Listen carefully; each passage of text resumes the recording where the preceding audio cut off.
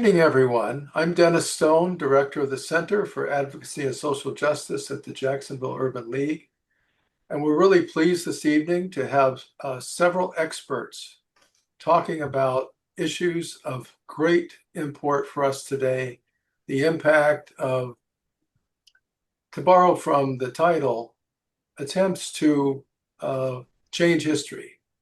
And I don't want to get anywhere into it because I've got these experts here and I'd rather hear it from them. So I'm going to turn it over to our facilitator, Anna Russell, who is an intern at the Jacksonville Urban League Center for Advocacy and Social Justice. We have students from all over the country participate every semester and in the summer, and we're so grateful for the work that they do. Anna, if you'd introduce yourself, where you're from, and take it from here. Perfect. Thank you, Dennis. So as Dennis mentioned, I'm interning with the Jacksonville Urban League this summer.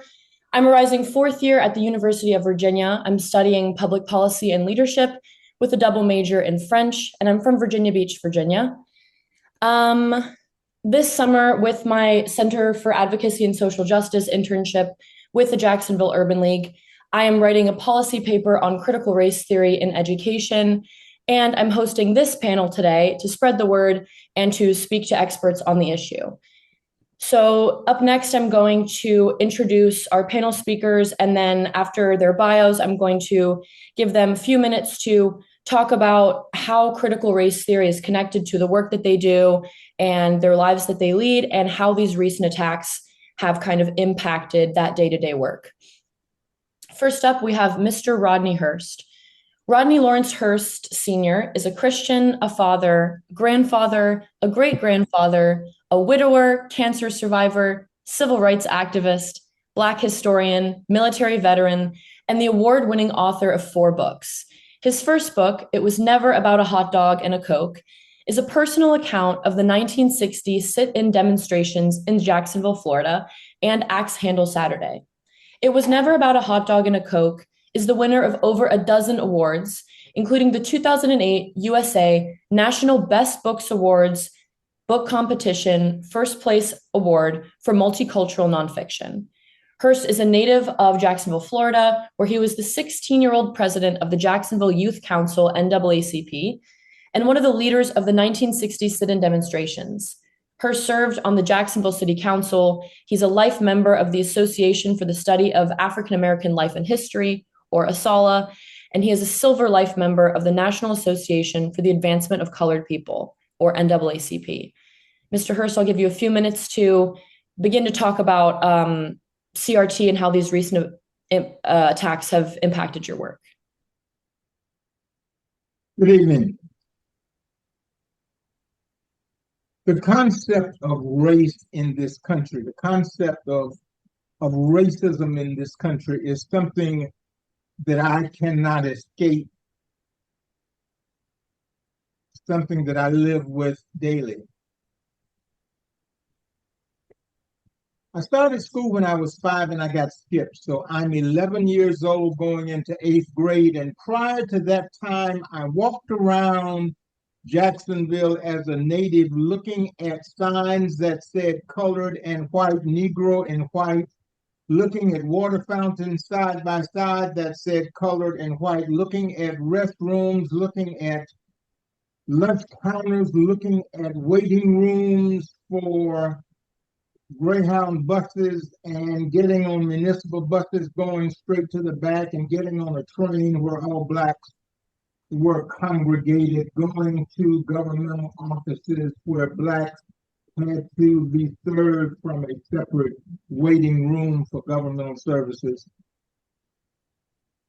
And it was not until in 8th grade when I transferred from one segregated junior high school in Jacksonville to another that I enrolled in a class taught by Mr. Rutledge Pearson, an 8th grade American history class. And though the class was designed with a textbook especially for Negro students, Mr. Pearson would not allow us to use that book to study American history. He told us to leave the book at home. And he taught us an inclusive American history, a diverse and equitable and inclusive American history. And I say that because American history is not diverse. It is not equitable. It is not inclusive. I call American history incomplete, dishonest, and racist. And it is romanticized. So what Mr. Pearson wanted to do was to make sure that we understood everyone, every race, creed, and color, if you will, that made contributions to American society. And that was important for his colored Negro Black students. He took his class, he separated us into pairs and clusters, and we sent letters out to Blacks who were impacting this country at the time: Thurgood Marshall, Roy Wilkins, Ruby Hurley, Gibson, Jacob Robinson, Thurgood Marshall. We sent letters to those persons in this eighth grade Negro class in this Negro high school, junior high school, and part of the Negro division, actual division of the New York public school system. And we got those responses back. And we began to identify with these folks, many of whom we did not know. I wrote my first book report as an 11-year-old in eighth grade on Toussaint Louverture, the slaves who freed Haiti, Haiti, and the only person in the Western Hemisphere to have led a successful slave revolt. It was important for us as Black students to understand that there were many salient contributions that folk like us made to American history that were not included in the book that was approved for us to study. And I think that when we are not fair, when we go into a classroom with our white friends and our Black friends and we open a book and we look at the pages of that book and we can see the contributions that white Americans and European Americans made, and we cannot see the contributions that African Americans or Africans made in not only this country but throughout the world. The playing field is not level. And that's where the equality or the inequality begins. Because when white folk think that Black folk did not do anything and Black folk did not know or do not know enough about their own history to counter that, then it appears as if we are here in this country, though kidnapped from Africa as enslaved persons, but we remain in this country based on the beneficence of white folk. When we have done things in this country that determine our worth and determine the fact that we have earned the right to be here. We see a wave in this country that deals in the state of Florida with banning Black history and banning Black history books. There is an anti-woke and an anti-diversity, equity, and inclusion movement in this country. That is anti-Black.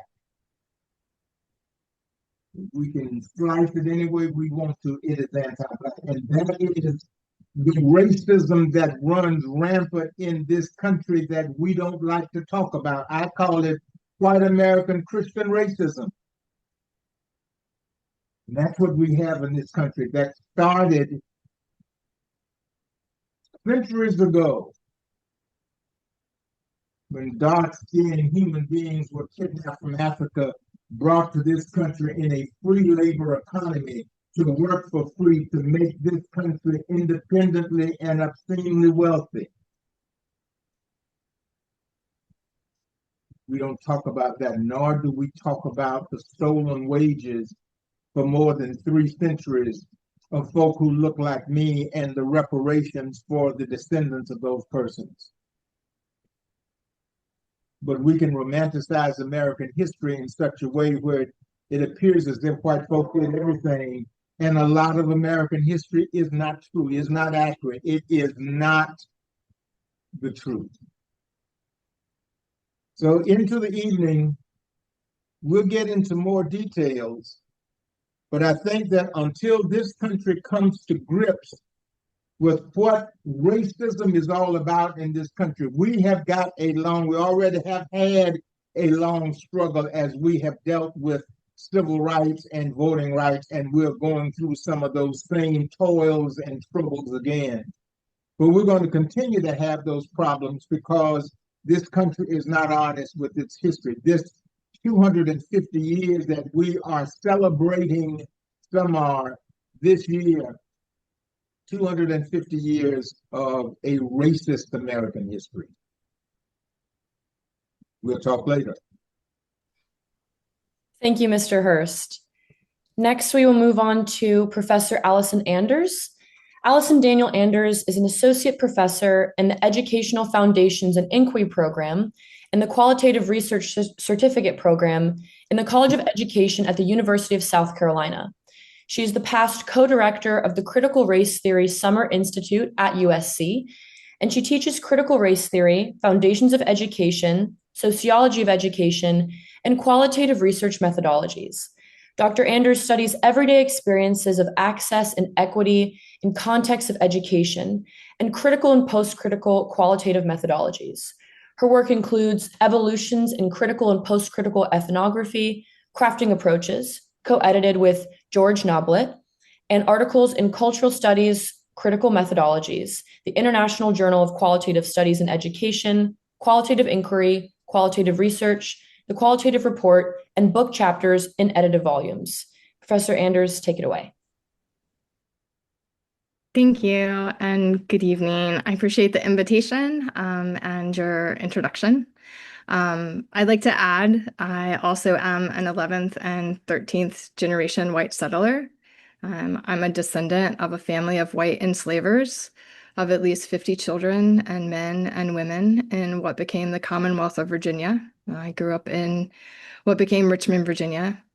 And while my explicit connection to critical race theory started with an introduction to Kimberly Crenshaw's work on structural intersectionality and political intersectionality in the early 2000s, when I worked on a Women Human Rights Committee for a grassroots human rights organization in the US, we engaged with action plans that address systemic structural dispossession and oppression, often referring to Crenshaw's work as a way to frame what we thought we were engaged in.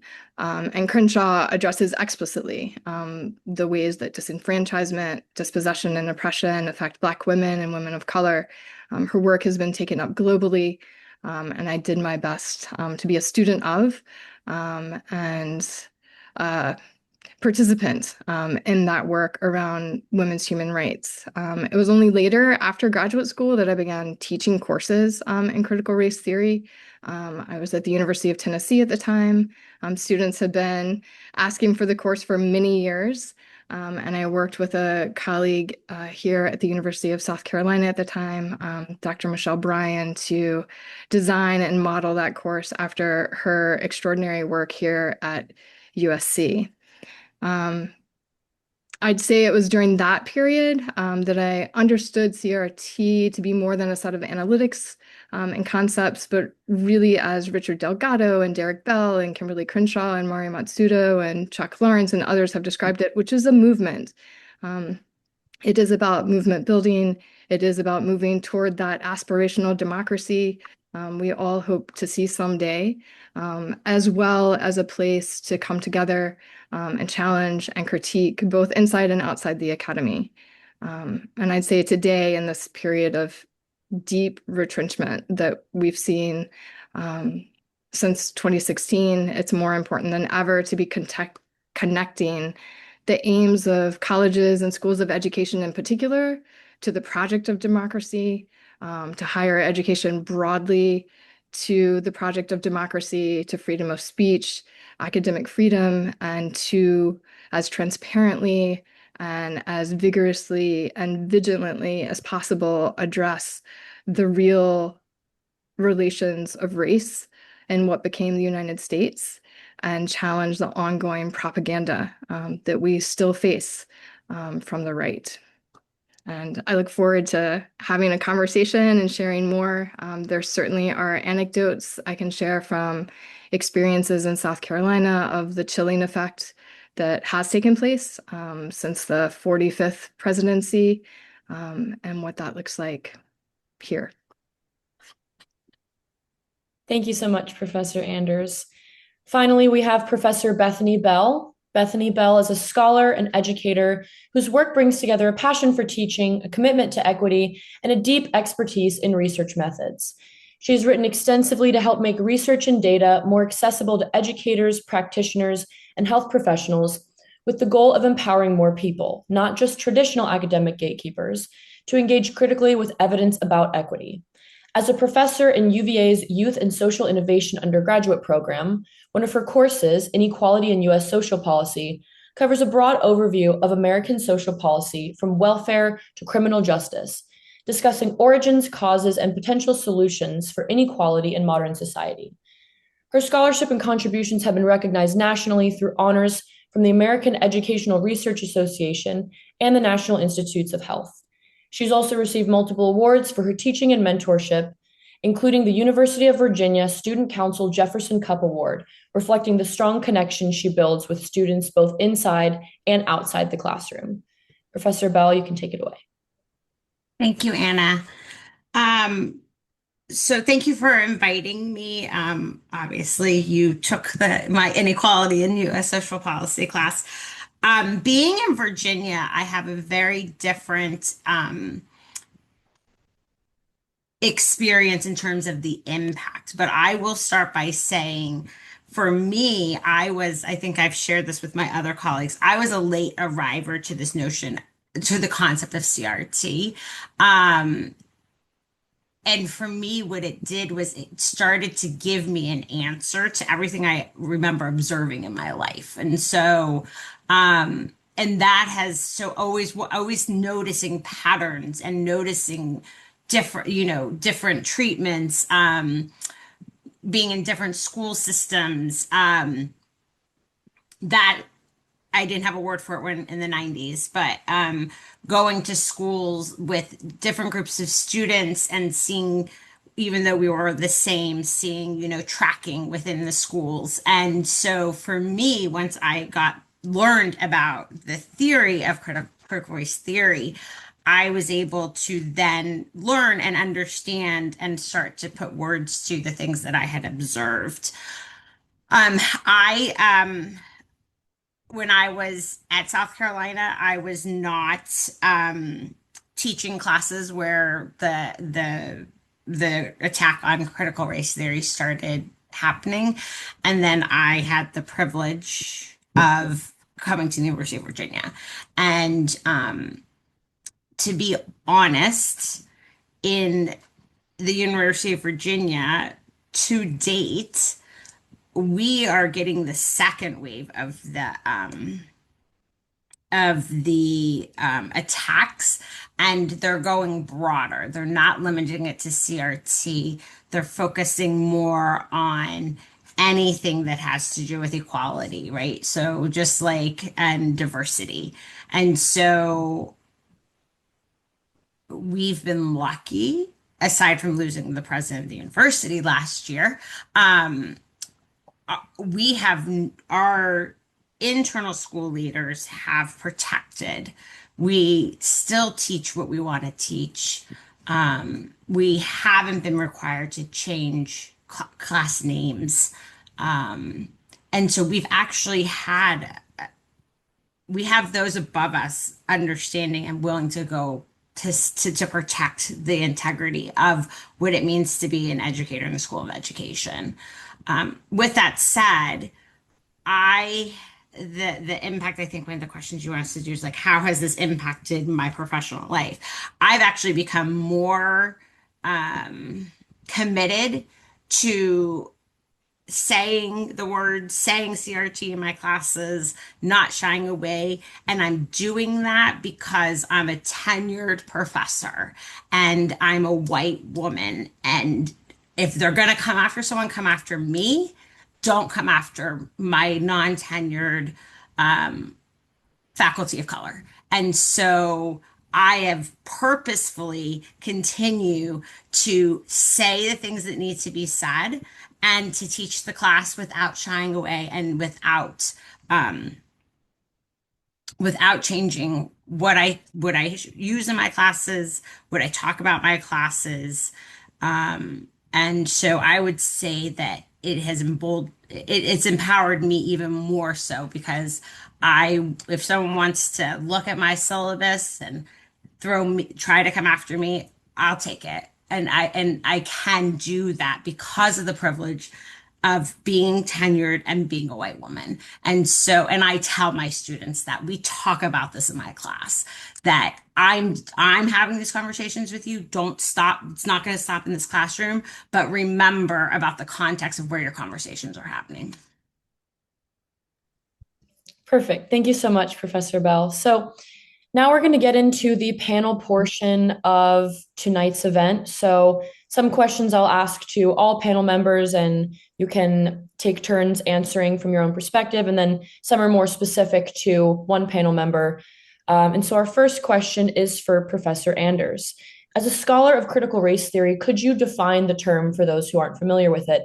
And is there a difference between the term's legal origins and the understanding of it today? So I will give one iteration of something we talk about a lot when we're teaching this class. Critical race theory is plural. So it's not reflective of a unified theory, but it is dozens and dozens of forms of theorizing, of addressing systemic racist inequities at the outset in our legal system and what became the US. So Derek Bell, one of those earliest race crits that eventually identified with what became critical race theory in the late 1980s in terms of a name and something that signaled a community of scholarship. He really looked at Brown versus Board of Education and other legal decisions addressing constitutional law. Different CRT scholars address different points of the law. Kimberly Crenshaw's work from the mid-1980s, really until today, she still does this work, addresses issues of inequity in the application of anti-discrimination law, calling for expansive definitions when we see discrimination taking place rather than restrictive ones. And so the earliest work is coming out of predominantly white law schools by the very few faculty of color and the very few law school students of color.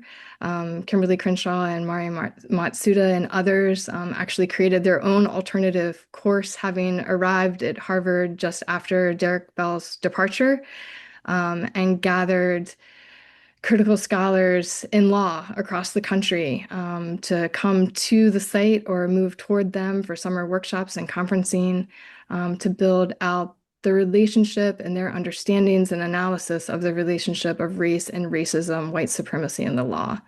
And looking at those relations critically in connection and alongside claims of access and equal opportunity, which this country is so often named for, and I would say in mainstream spaces known for, and really interrogating what those relationships are and were. Some CRT scholars do historical work. Other folks are looking at contemporary decisions in the courts now. CRT moves out of the law schools pretty quickly by the early 1990s. And one of the reasons it moves into education is that Gloria Ladson-Billings, who was at Madison, Wisconsin at the time, and William Tate bring some of the concepts and the commitments to racial justice into the field of education. And Madison is actually one of the locations where there was summer conferences and caucusing that took place, both with the students at Harvard Law School and other faculty and grad students, as well as law students there. Richard Delgado talks about there being more than one origin of CRT, so I want to be careful and say there are lots of iterations here. Kimberly Crenshaw has a great 2002 piece that talks about the first 10 years and offers one iteration, and she follows it up about 10 years later with a second piece. But early on, the foundational questions were about the relationship of race, racism, white supremacy, and the law, and how, as a construction of what became the United States, the judiciary produces and reproduces racial inequity. And so they tackled that huge question in lots of different ways related to issues of property, again, discrimination law, constitutional law.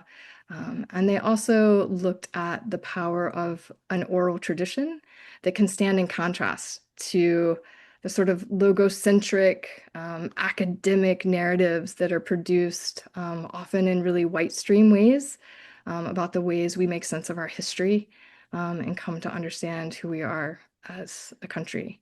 So again, I offer that as sort of one of other points of departure, but that's part of its earliest history before it moves out and into dozens and dozens of disciplines now in higher education. Thank you. I'm going to open it up now to any and all of the speakers. What does critical race theory mean to you, and how do you view its importance in an American history education? For me, critical race theory is a formal name that was given through the legal apparatus and through law schools.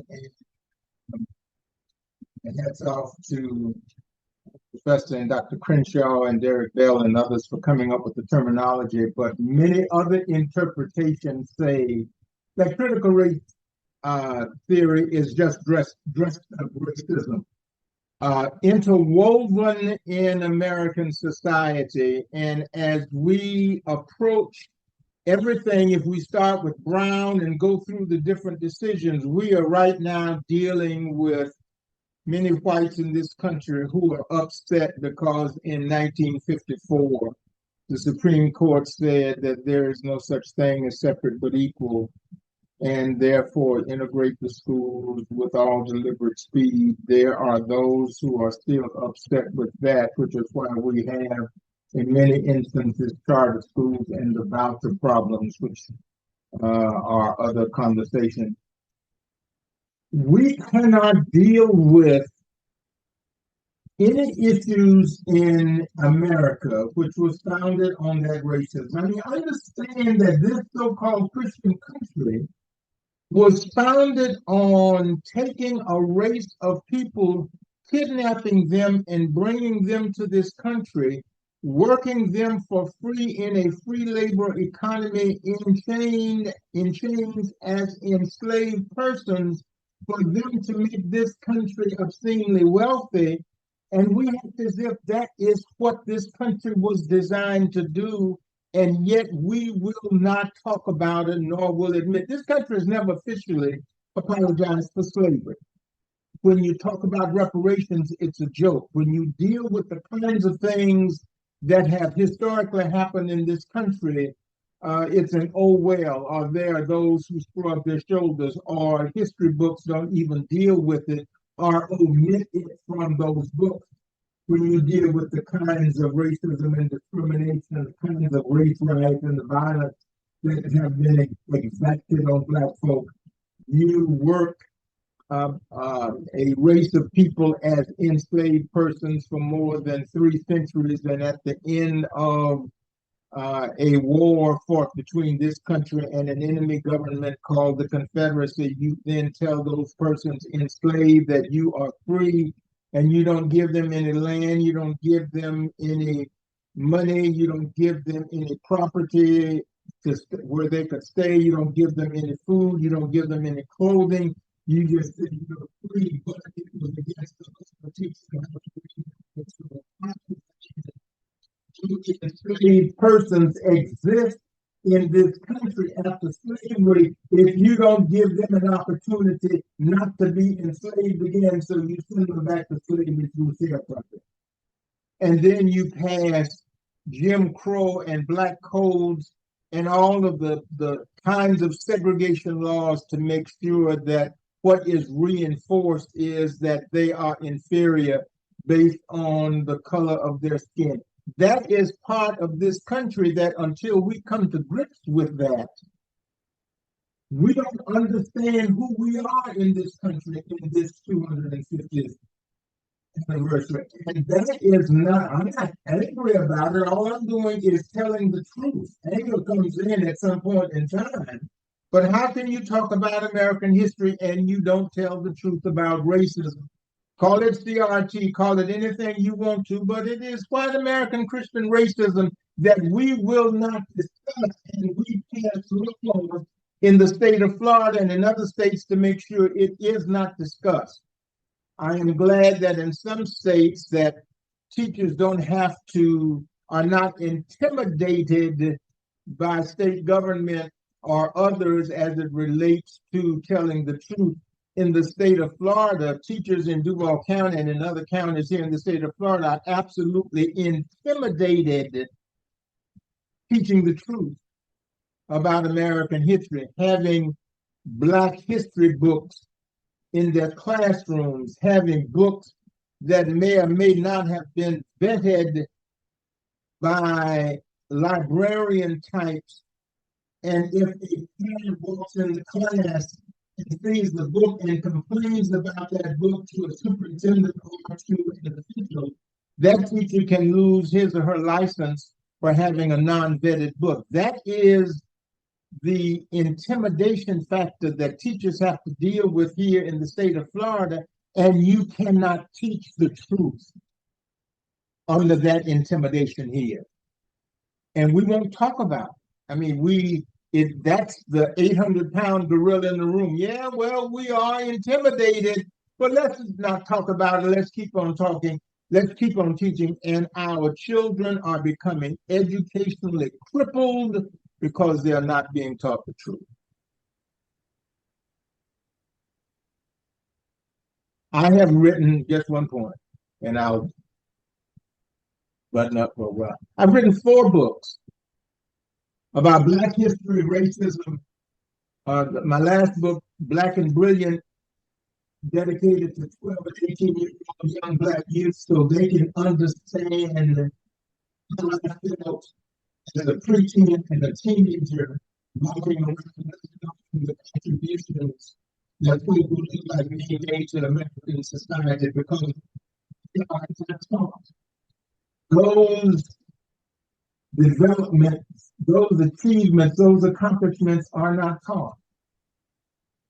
And that's the crime when you don't teach the truth in an educational system, be it at the public education level or in colleges and universities.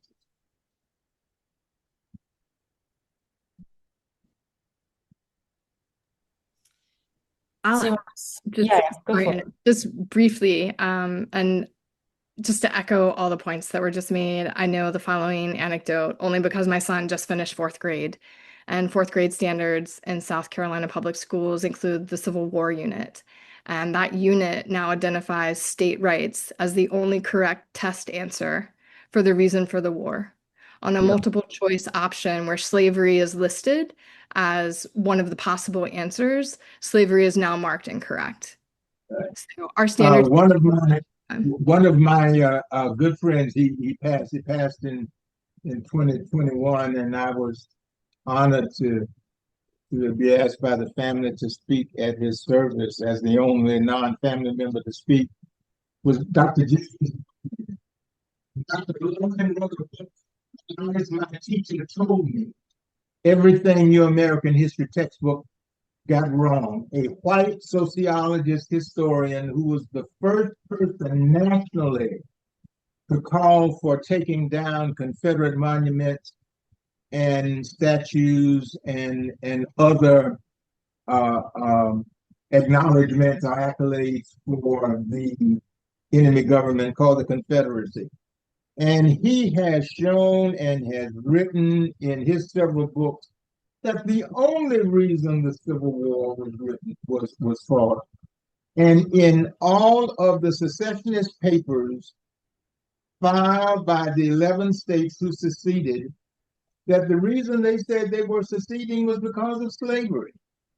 And it just begs someone's intelligence when you say that it's states' rights, like many states do, and like Jim and I have talked about, and like he has challenged, or he did challenge those throughout this country, that all of a sudden slavery was not a consideration.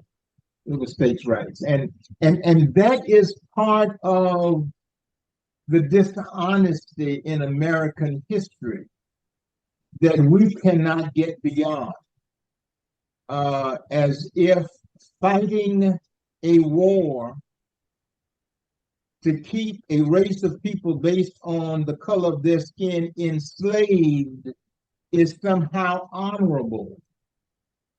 And to talk about that as a descendant of slaves, for me to talk about that, I am somehow being divisive, and I make white people guilty and uncomfortable. But yet that happened. I didn't enslave myself. I didn't put myself in chains. I didn't whip myself. I did not kidnap myself from Africa. That happened in this country with the advice and consent and the support of the government. And all of a sudden, that was not the reason.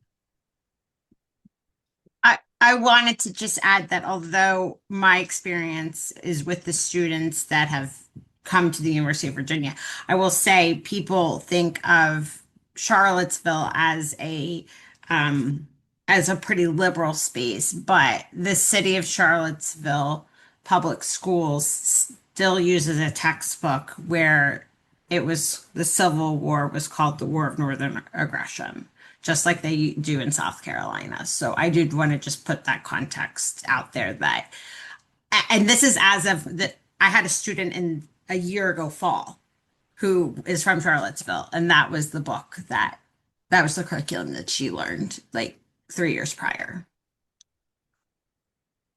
I also like the story of the descendants of Sarah Sally Hemings,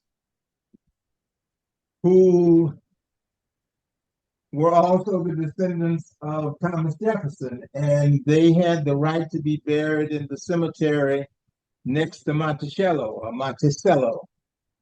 And those who were in charge of the Thomas Jefferson cemetery said they could not be buried there because they were not descendants. And finally, in 2002, it was proven by DNA testing that the 6 children that Sarah Sally Hemings had were fathered by Thomas Jefferson, which makes all of her descendants of Thomas Jefferson.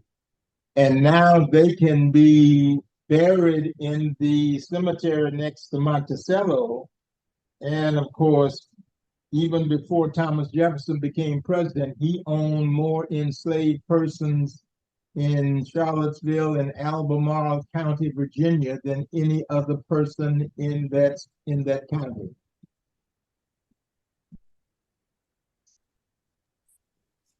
Thank you. I'll move on to another question for Professor Anders.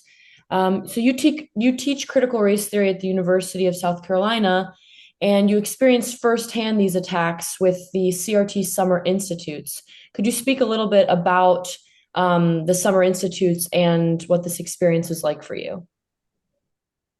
Sure. I'm happy to. So I'm just one of other faculty that rotate through that course.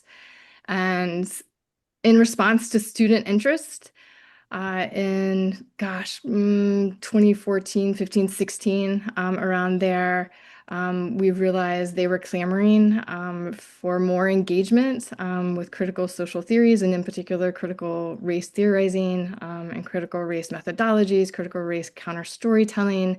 And so we did two things. One, we started to design an advanced course, and then in the interim, we organized a summer institute to sort of fill in the gap. And our first one was in 2019. We had plans and we're ready to go for 2020. And there are a multitude of things, of course, that happened there. Some folks call it, the double pandemic of what happened in the spring and summer of 2020. And the 2021 was canceled. By the fall of 2020, there were direct attacks coming out of what was then the 45th presidency behind the presidential seal against CRT, DEI broadly.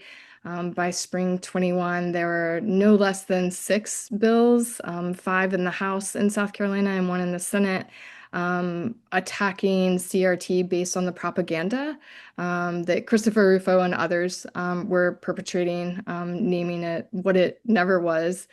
And our Summer Institute came under scrutiny by Republican legislators and their staffers. They demanded we reopen registration so that they could attend. As a small group of co-directors, we actually offered to run a seminar best suited for legislators trying to open the door to conversation, and they weren't interested in that. We were pressured by our then interim dean and our Office of Communications to welcome them into attendance. All of this was about 48 hours before the conference began, which was virtual at the time, just for everyone's physical health. And in retrospect now, some safety. So I'll try to make sort of the arc of what happened short, but Republican staffers did attend. They never turned on any of their cameras. We could just see that folks were in attendance, and they surveilled who was in the room. So for those folks who were using their real names at the conference, in one case, a Republican staffer contacted the employer of an attendee and asked if they knew where their employee was that day. And the supervisor did know where she was. But the intimidation had real effect in real time. We had contacted every single one of the people who had registered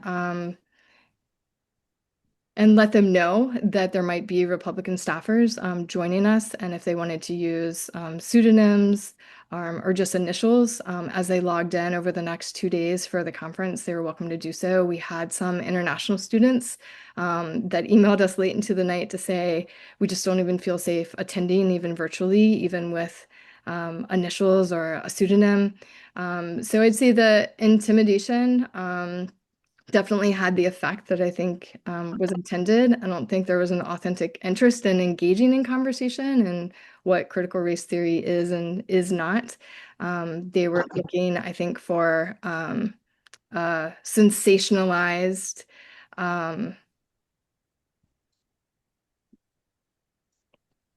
rendition of what we were sharing. All of our workshops were co-facilitated and conversation-based. It was really about building community and sharing knowledge and moving things forward in a collective way toward more equity and racial justice. What followed after the Institute was a removal of all university, i.e. state resources that could be used for any such institute in the future. Co-directors were FOIA'd, so Freedom of Information Act. Our emails were FOIA'd, my emails were FOIA'd, and we were contacted by the press, contacted by many, many community members, with the charge really just repeating what the propaganda around CRT was. And while I'm just sort of listing the events here, faculty names ended up in Republican Mail on the Hill, linked to the propaganda description of what CRT was, what they said CRT was. It was particularly traumatic for us who were trying to build community and share ideas and support graduate students in particular who are headed off into higher education and wanted to use grassroots organizing toward issues of equity and critical race theorizing to make sense of it all, histories that have been erased and silenced, and to really have an excavation of not only that community, but even the freedom of speech and academic freedom to share ideas in that platform. So although we've had workshops off hours, outside of our 40 hours a week that we commit as state employees to a public university, the Summer Institute hasn't taken place since the summer of 21. Thank you so much, Professor Anders. It's really interesting to hear firsthand about kind of the effects of these recent attacks. The next question is for Professor Bell. So in your Inequality in U.S. Social Policy course at UVA, we viewed the Netflix documentary 13th. This documentary, for those of you who don't know, sheds light on aspects of America's racist history that are often overlooked in history education, such as, for example, the link between the ratification of the 13th Amendment and soon after the efforts to criminalize and arrest large numbers of Black men.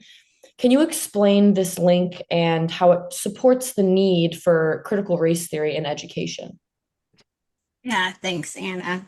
I always wonder if I should keep that documentary and in the class, or if there's newer ones. I think that the 13th Amendment, even aside from what the documentary shows, if you really look at what the 13th Amendment led to, it is, how do I want to say this?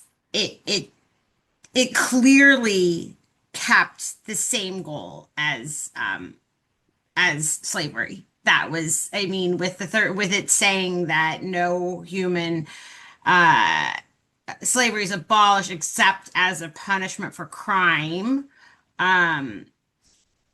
after the party has been duly convicted, right? So the first way that it supports the need for us to talk about this is because it wasn't the amendment itself that incarcerated the large numbers of Black and also now brown men. It was this gave the states the freedom to create new laws. And so in southern states, that more Black codes were passed, vagrancy laws were passed that criminalized minor offenses like loitering or insulting gestures, right? And so that gave the states, so the Constitution gave the states opportunities to continue to create policies that were controlling Black bodies and Black movement. Then when it went to the convict leasing systems that were allowed to happen is literally the same behavior as when humans were enslaved, right? When Black men and women were enslaved.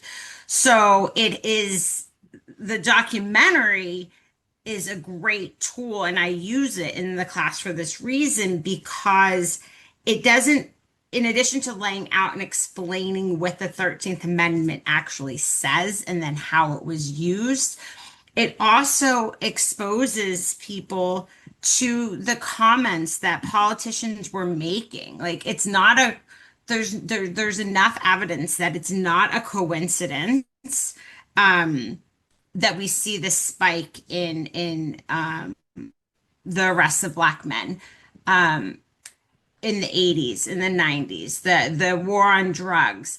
There are our president's cabinet are literally recorded saying, well, we had to go after crack cocaine because that's how, I can't remember the exact phrase, I should have it, but basically said that they knew that the laws that they were creating and the war on drugs was to target the Black communities. So I think I'm glad that you remembered this documentary, and I do use that. But I use other films too that show that. But for me, when I first saw 13th, I thought, oh, this is a perfect way to show what was supposedly meant to prevent slavery. Some will argue, including the author, Michelle Alexander of The New Jim Crow, she will argue that it's continued to do the same harm at even larger scale because we have more people in our country, and then also the trickle down effects of incarceration and how that is then continuing to impact generation after generation after generation. And so your question, so yeah, I just think that I mean, there's if you it, most people, I can't tell you what the exact language is for all the amendments of our Constitution. I don't think most Americans can, but that film and the fact that an amendment, not just a law, not just a policy, but an amendment was written that slavery is still legal, it is punishment for crime, should be abolished today. And if it's not, we're going to continue to see the same patterns. And yeah. Thank you so much. Yeah, that documentary and the course in general definitely stuck with me. So I think it's a great way to shed some more light on the issue. Next question is for Mr. Hurst. So in your previous racial healing and reconciliation talk with the Jacksonville Urban League, you mentioned efforts of freedom schools and ASALH's weekend Black history lessons. Could you explain this concept for anyone listening? And how is this a step in the right direction for American history education? It was funny. It was a joke. It was a circumstance for your Black folk in this country really thought that the oppressed would truthfully tell the story about how they treated the oppressor, how they treated the oppressed. And when you think about it, why would the oppressor tell the story about how he treated the oppressed? It was not going to happen. So when the state of Florida, for instance, started banning Black history and Black history books, organizations like the Association for the Study of African American Life and History, originally founded as the Association for the Study of Negro Life and History, founded by Dr. Carter G. Woodson in 1915.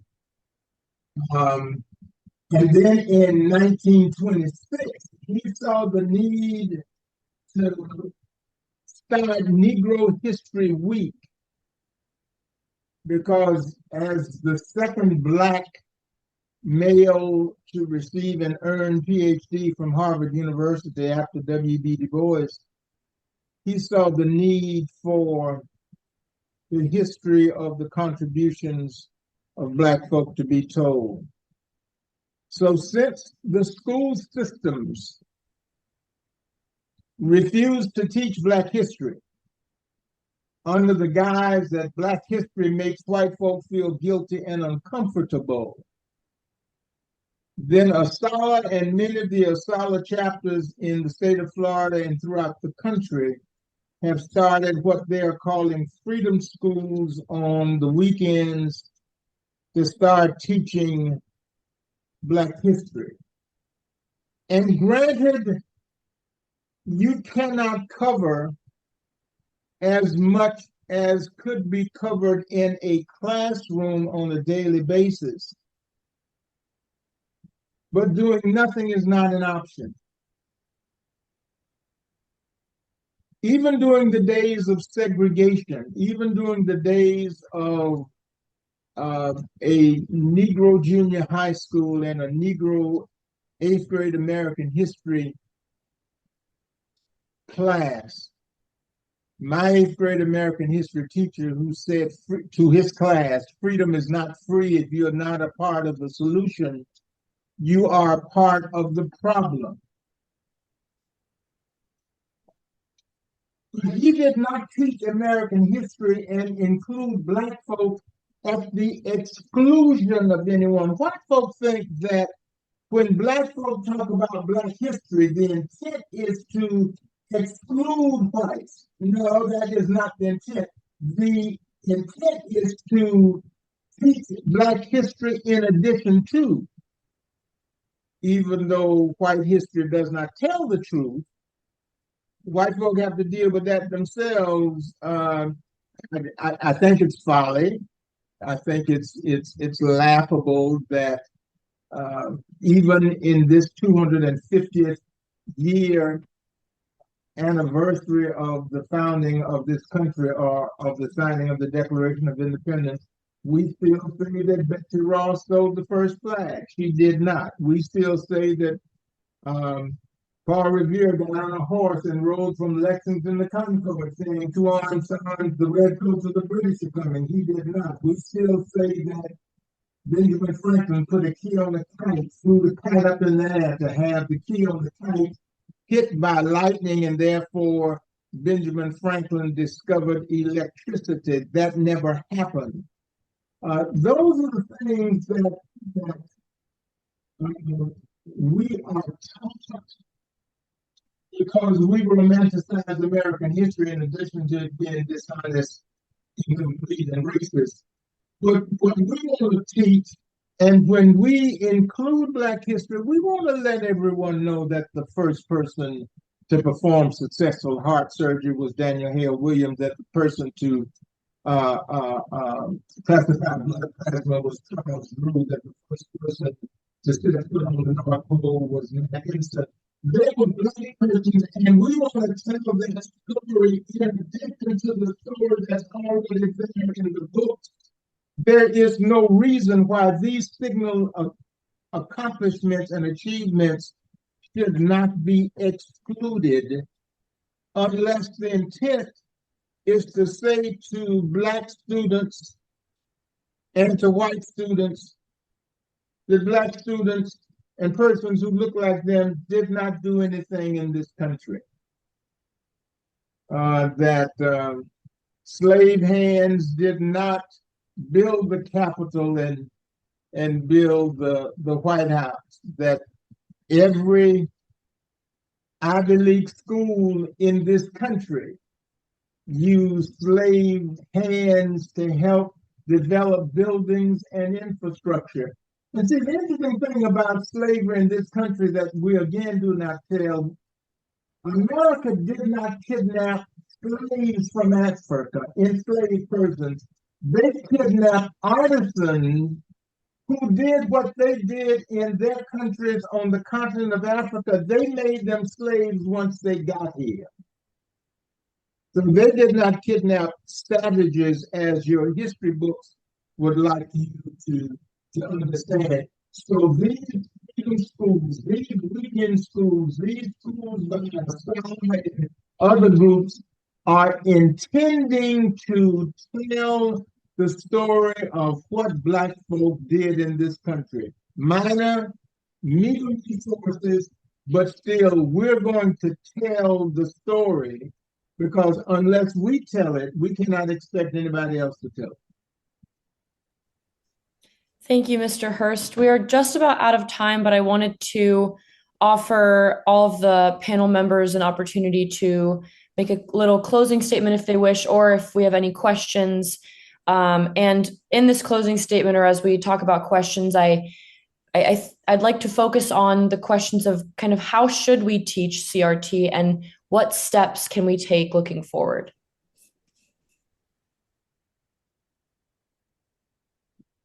I'll say I think that how we teach it varies at each level. Well, first of all, CRT isn't taught in K-12, so let's just reiterate that. That's just not taught. Now, accurate history should be taught, right? So I think that so there's a very fine line between that. I think for how I've approached it and how it's been taught is I don't just teach it in a void. I bring in the context and I use So I use films that lead to discussions. I use articles that lead to discussion. But also I go beyond that. There are a lot of tools, and I'm hoping more tools will be created that help us show lived experiences for other people. So getting students to see the impact of things like zip codes and seeing maps of where landfills are located, like seeing this larger maps are very helpful, simulations are very helpful. So for me, that I think is because it's hard to have a student be thoughtful and responsive in when they're learning this, not because they self-selected into a class, like Allison's students come to a class that has the title, they're interested in it. And so my goal is always to expose them to other lived situations that are different from theirs, that align what, and the examples I'm using support the tenets of CRT.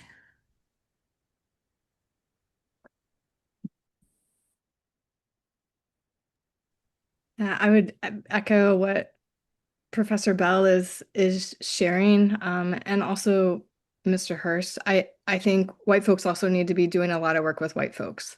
This isn't work that we can ask Black and brown folks to do for us, and it's one of the reasons that I try explicitly to name part of my histories and what became this country, as someone who grew up and identified as Southern, but had to learn how to identify as a white Southerner. And growing up in what became the Commonwealth of Virginia, George Washington and Thomas Jefferson were romanticized. And the fact that they were also white enslavers were exceptions. And yet there are over 10 US presidents, I think, that enslaved people. I think it's 8 who enslaved Indigenous Africans and Indigenous people while they were president. And so I think we have these huge white stream narratives that position, in the name of founding fathers, exceptional excuses, and that we need to look more clearly as white teachers and as white parents, white community members, at our histories. And to step into better relations and walk in right relations. For me, it feels like a duty that I need to pursue as honestly as I can, and to be a model for other white folks who want to also step on that path. Certainly, how I speak about race and racism and white supremacy now is not the way I was taught to think about it or speak about it growing up in what was the capital of the Confederacy. And so I think it's really important to tackle those accuracies in history.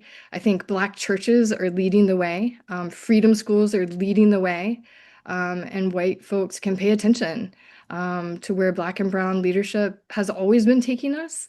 And we're invited to come alongside to put our labor and investment and heart into that work of public pedagogy, especially when the silences continue in public education systems in so many states, and it just continues to grow, the erasure and the silences.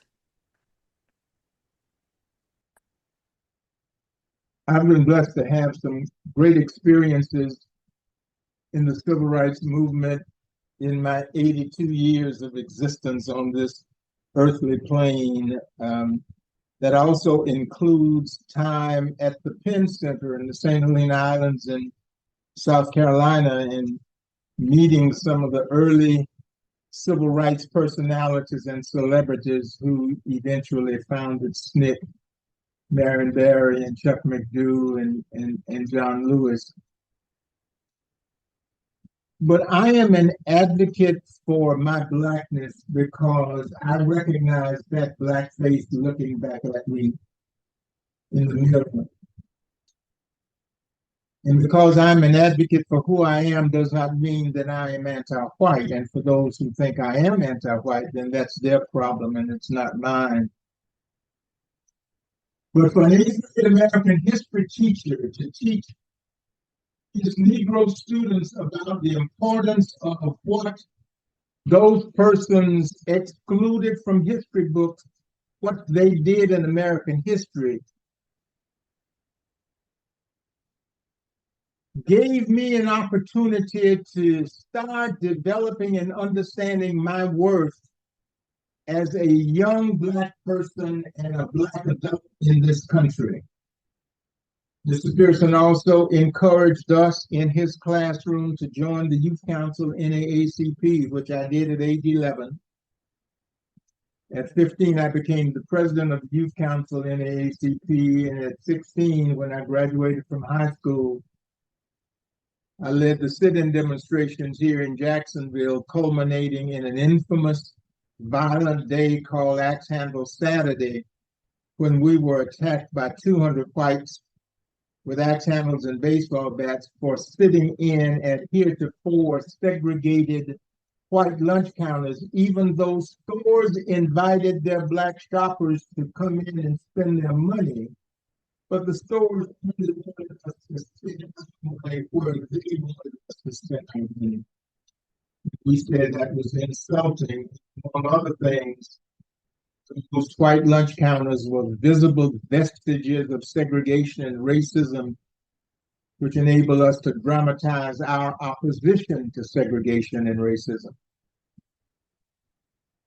This country will continue to struggle with culture clashes until it is fair in its treatment and its understanding of the cultures and admit what some folk did that have been intentionally excluded from history books. There's a saying that says, when you are accustomed to privilege, equality seems like oppression. Black folk don't ask for instead of, we ask for in addition to, we ask for fairness. When you want us to spend our money in the store, we don't ask you to exclude anyone else. When you invite a shopper into the store to spend their money, then give me the same opportunities that you give our shoppers to spend. And that does not happen in this country. That's throughout this country. So, and unless we understand the racism in this country and how this country was founded, and how this country was created as a Christian country, and how this country enslaved persons to do the work that they did not want to do and were very wealthy as a result. Until they understand that and admit that, we're going to continue to have problems, and they're going to be problems of our own choosing, because America chooses to ignore its history. But Black folk are not going to allow them to ignore the history. Slavery is the history of America. Black history is the history of how we fought slavery. Thank you so much. Thank you again to all of our speakers, Mr. Hurst, Professor Anders, and Professor Bell. It was really enlightening and very, very interesting to hear all of your different perspectives and all your different experiences. And I hope and I know that anyone attending tonight and anyone listening in the future will come out of this with something new to think about. So thank you again, and I'll hand it back to Dennis to close us out. Thank you.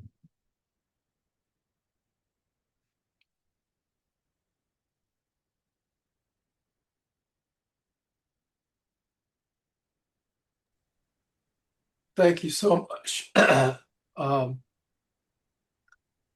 So much to think about. I'm in awe of the amount of work that you spent. I can tell it from what you've been saying. I can sense it. There's so many details. I'll just give you one example. I finished a book. I'd given it to my daughter. She's a pianist up in Boston. It's called Every Valley by Charles King. And it's about how Handel and a couple of other people created the Messiah, the wonderful oratory. But in the book, it really spends a lot of time. It takes you offshore and demonstrates the amount of money the British were making on slavery. And the very Messiah itself was funded by slavery. Most of their money, the people that were involved in operas and financing operas, were people that had invested in slavery. Much like if you look at some of the railroad barons in the United States, were making money off of railroads and getting people to invest. So it's amazing how deep and complex this is. But I'm also struck by the fact that it's extraordinarily important that Mr. Hurst, you are saying we are affecting history, but we're also doing this to ourselves, causing us to be selective about so many things that put us in a box that is really not a good place to be. So with that, I want to thank all of you again. And on behalf of the Jacksonville Urban League and the Center for Advocacy and Social Justice, Anna, thank you so much for putting this together. It's been great. And we look forward to comments from those who see this on YouTube and our next chance to address this issue. Thank you, everyone. Thank you. Thank you, everyone. Have a good night. Thank you. Good All right, night. you do the same. Okay, now.